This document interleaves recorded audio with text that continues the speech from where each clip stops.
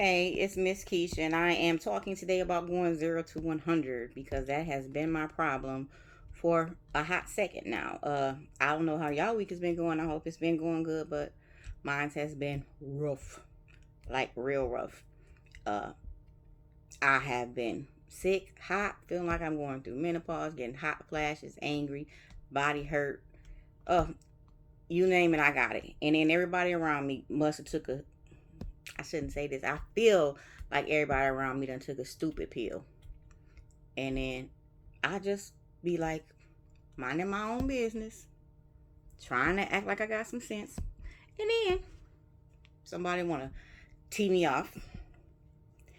And I be telling myself, you know what, Keisha, this is a what would Jesus do moment. You know better. You're trying to spread the word. You got to have better control of yourself. How do you have better control when you're younger than when you're older? Because when I was younger, couldn't nobody move me. But now, oh my God, I'm ashamed. Probably should be ashamed of saying, oh my God, but I, I gets there real quick. It be a Keisha moment. It don't be no, this is what Jesus would do moment. It be Jesus looking at Keisha like, why is you hard headed? Like, why is you hard headed? And I could be like right there where I'm knowing I'm finna explode. I done went through all these Bible verses in my head. Not the exact verses, but I done told myself, okay, so God, you working on cussing. You working on that attitude. God don't like none of that. Watch your mouth, child. Just be quiet, Keisha. Just listen, Keisha. Just be quiet. Ignore it. But guess what? I don't ignore nothing. I don't be quiet. It take man. Yesterday it took about 3 minutes before I turned into somebody else. So I got a lot of work to do. So today I said I'm gonna review some scriptures to try and help me out here, and maybe to help you too. So James 3 says that the foul mouth corrupts a whole person, and it can set your life on fire. It says it's a restless evil full of deadly poison. So the next time that I'm and I gotta think about what the words that are coming out of my mouth are creating, because you have power of the tongue and your words equal life. So all that nastiness that I'm spewing out is coming into my atmosphere, no matter who I'm upset with. It is corrupting my environment and gonna get me angry and ready to fight. Some of you guys, that's a dead ringer, but unfortunately I'm a very physical person, shamelessly. I don't act on it now in my old age, but younger we could go there. I'm trying to teach myself that I'm trying to be a living example when somebody look at me. That's what I'm trying to do, and I'm failing. Not the physical part. That's why this mouth is out of control, because I guess that substituted my physical anger. Uh, so I guess this is my outlet, but I need a better outlet, and I need to learn to pay attention to this word. Um, Psalm 39:1 says for us to heed our ways, because if we allow ourselves to walk in an environment of sin, or be in an environment that we know that's not healthy with us. So if you hanging with your girlfriend, they drinking, they smoking, they kind of have a different attitude as far as how they handle themselves with gentlemen. You don't want to be in that. You might have a girlfriend who get drunk and she get loud, and y'all always got a problem. Y'all always got to fight. Don't put yourself in that environment. So watch your ways, because that ain't gonna do nothing but lead your mouth to committing sin, like I do when I get mad, or everybody else. Not everybody, because I'm sure it's a lot of adults who can control themselves. So I guess I'm still a work in progress on that, depending on who I'm dealing with. And it's real hard to deal with when it's somebody that you love or care about, because that's the person that can get you 0 to 100 real quick. Those people that you actually have some importance in your heart that can affect your life. I mean, you don't care what a nobody at your job said that you don't even talk to on a daily basis. That's not going to get you in there. That's not going to get you on 150 and the speedometer only go 100. It's going to be your spouse, your family, your best friend. Those people that are important to you, that you expect to not harm you in those ways, or to not try you, or who know you deeply and know that you're not having that. So here comes that behavior. So sometimes we got to eliminate those people from our life.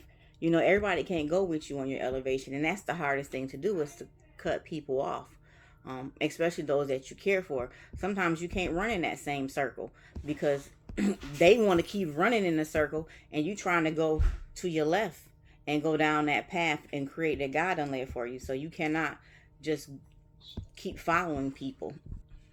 Sorry, I had to pause that. My daughter came in. Um, so you can't continue to run in the same circles is all I was saying, because they steady running, ain't going nowhere, and you got something to do. God has called you. That's why you keep having these battles. That's why you keep having these struggles. That's why you keep put in these situations.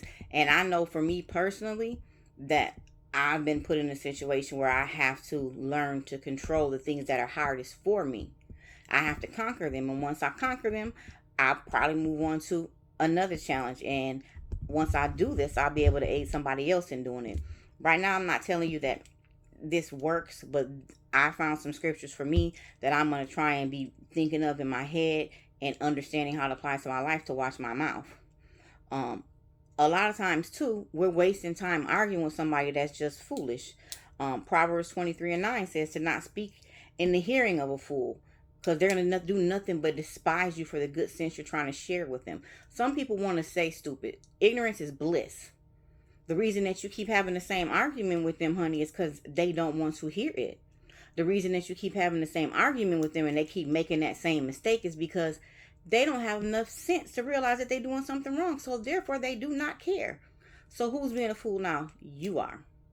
You're wasting your time. They don't want to hear it. They've shown you already they don't care what your requirements are. They told you already they don't care what your feelings are. They've shown you already. It might be somebody you're trying to help. I have a bad habit of trying to help people who don't want to help themselves. And we all know you're not supposed to do that. But knowing you're not supposed to do that and having to actually stop trying to help somebody that you care about or that you come across that you had a pulling to do something for is hard. But you have to remind yourself, fools don't have the sense to listen, and instead they'll begin to hate you for what you're saying. They'll feel criticized. They'll feel ostracized. They'll start to, oh, you think you better than me. They won't accept the loving, constructive criticism or encouragement or anything. You could be doing something good for them. They're going to despise you so much that they're going to see it disdainfully and have a problem with you. So learn to walk away and let God do what he has to do. He'll let you know when he wants to use you for a tool. You don't have to be overbearing with it. And a lot of times that will lead you to using your mouth as a weapon, because that person will say something offensive, disrespectful, may come off ungrateful, and bam, I'm going to let you have it.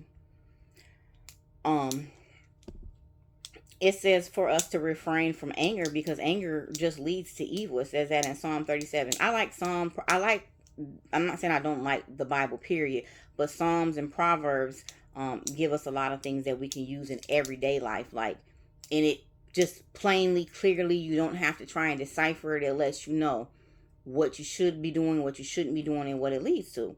So if it's telling you that allowing anger to fester in your heart is going to lead you to evil, then you want to try and do your best to refrain from holding anger. Yes, you're going to get upset, but you don't have to walk around mad all the time. You ain't ever seen somebody who mad every single day, ain't never happy, nothing is right. It's always a complaint. Like you could have just been with them. The whole day was awesome. No problems, chill, straightforward, relaxing.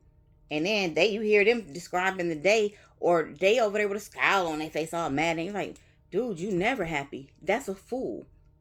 They got anger that's resting in their bosom, as the word says. That's so they're full of anger, contempt, bitterness. There's nothing you can do about it. Avoid them like the plague, because it's going to lead to you having evil thoughts in evil ways, and then it's going to spew out that mouth with that nastiness. People they say, oh, don't curse, don't curse. Why shouldn't you curse? It doesn't explicitly say that. You shouldn't curse because of the power of the tongue, because you should keep your mouth from any contemptuous behavior. It should be nothing coming out of your mouth that's causing strife, problems, evilness, gossip, any of that. And when you're saying cuss words, usually you say them out of anger. In that context, you are breeding nothing but negativity into your life. You're supposed to try and be slow to anger so that you can gain an understanding. If you're not slow to anger, then it will be foolish behavior that you're coming to. So Proverbs 19, is it Proverbs 19 or 14 and 29? It says that A person who is slow to anger is taking their time to listen and analyze that's how they're getting an understanding. Instead, you're gaining an understanding. So to me, that means that instead of me talking, I'm listening to what's going on. I'm acknowledging what you thinking and how you feeling. I'm not going to just dispute it right away, but this is what I'm doing for that I can gain an understanding of how you feel and possibly resolve the issue. If you want to sit there and be mad while they talking and not listen and running your mouth 40 going north, it's going to lead to you doing foolish behavior. So you really need to watch that. And your behavior leads to what comes out of your mouth. Your mind, your heart, your mouth are all connected, and it shows. And an angry person, you want to stay away from them. People that are angry all the time, always talking negative, always cursing, always 0 to 100 all the time. There's no off switch with them. They're going to cause strife. It tells you that in Proverbs 15 and 18. They're going to cause issues because that's what that anger leads to. They are always in the middle of something. They're always going to cause a problem with somebody. They're always, you hear their name in the mix constantly. And everybody else's business but their own. Stay away. They're angry. They're bitter. They ain't going to do nothing but cause problems. If you try and start training yourself to stay away from holding anger and dealing with the situation and letting things go, let go and let God, it will lead to a quiet contention, which means that it'll lead to things being worked out much easier, that the atmosphere won't be so nasty. And then Ecclesiastes 7 and 9. Ecclesiastes 7 and I know I'm not saying it right, but it tells us that anger only rests in the heart of a fool, and that we should not be quick to become angry. So we shouldn't go from 0 to 100 over any situation. It's nothing that should allow you to come out of your comfort zone. And everyone says that, oh, don't let nobody take you away from who you really are. Don't let nobody pull you away from you. Don't let nobody cause you to do something that's not what you really are. The truth is, that is what you really are on the inside when you're angry. That's the truth. And the truth is, we need to deal with that. We need to find out what your trigger is. We need to find out why you aren't able to control yourself. We need to find out why we're allowing ourselves to get so angry. And truth be told, like in my situation, like and a lot of women, I've heard a lot of women say this too, they're not really truthfully, if you look at the matter, angry with that other person. They're angry with themselves for having dealt with or put up with those things. Because anything that you allow a person to do to you, they will continue to do to you. If you got no problem with it, they got no problem with it. And then it's going to just build until you finally explode. But you can't really look at them like they're the bad guy because you've remained in that situation. You've remained there. You didn't open your mouth. You didn't say a single word until you got so angry you didn't know what to do. And then what is that? That's anger resting in your heart. That's leading you to do foolish behavior. You might go on a sabotage mission at that point, and you're still not going to get what you really wanted, because what you really wanted was a little bit of respect, stability, comfort, and love. All depending on the situation. If that's at work, you might want some acknowledgement, some security, maybe a higher pay. But if you hold everything in, whether it's in an intimate relationship, a personal relationship, a work relationship, you're bound, if you don't sit back, think about it, work it out, give different avenues in your mind, and control your mouth, you're bound to end up with a lot of issues and a lot of strife and a lot of moments of 0 to 100 real quick. So to work on my attitude and my 0 to 100, how many scriptures did we go over? 1, 2, 3, 4, 5, 6, 7. James and 3, Psalm 39 and 1, Proverbs 23 and 9, Psalms 37 and 8, Proverbs 19 and 29, 14 and 29, Proverbs 15 and 18, Ecclesiastes 7 and 9. You can find some more. You can add them in the comment section.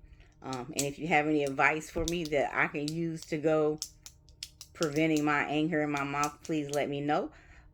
Also, don't say meditation though. Please don't. We'll get on that in another section. But don't comment that. Please don't. I mean, you can comment whatever you want, but that's not going to work for me. Thank y'all for joining me at Journey of the Word Ministries, and I hope you guys have a blessed rest of your week.